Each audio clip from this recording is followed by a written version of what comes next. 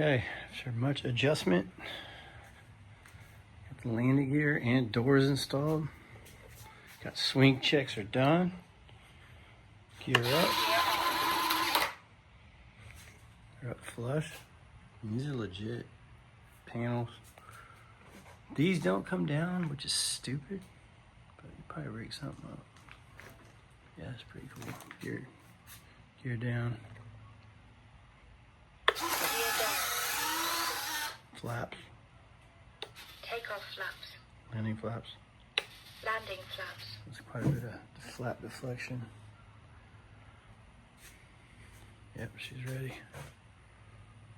Takeoff flaps. Flaps up. Gear up, perfect.